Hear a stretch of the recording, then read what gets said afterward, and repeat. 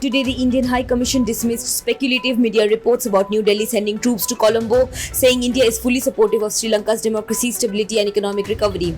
The denial from the Indian mission came a day after it refuted as fake and blatantly false local social media speculation that former Prime Minister Mahinda Rajapaksa and his family members have fled to India. The whereabouts of Mahinda Rajapaksa have been speculated since his resignation on Monday. It was reported that Mahinda had left his office cum official residence Temple Trees. Yesterday, Indian Foreign Ministry spokesperson Arindam Bakshi said, and I quote, India will always be guided by the best interests of the people of Sri Lanka, expressed through democratic processes. Today, the Supreme Court said that the controversial sedition law will be paused while the government reviews it in a landmark order that impacts hundreds charged under the colonial era relic. Those jailed for sedition can approach courts for bail.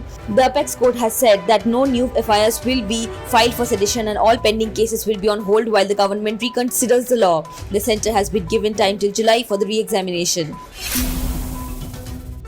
The Indian Meteorological Department has said that the severe cyclone Asani weakened into a cyclonic storm today as it barreled towards the north coastal Andhra Pradesh and came within 34 kilometers of Narsapur in the state, packing a wind speed of 85 kilometers per hour and bringing heavy rains to the region. The weather office has said that the weather system was expected to move away from the coast and further weaken into depression by tomorrow morning.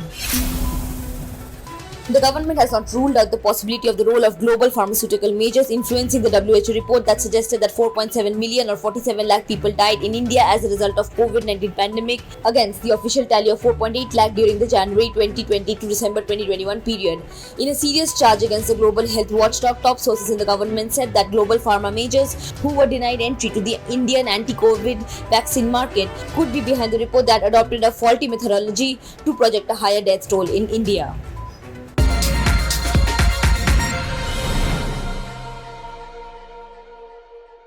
Subscribe to One India channel and never miss an update.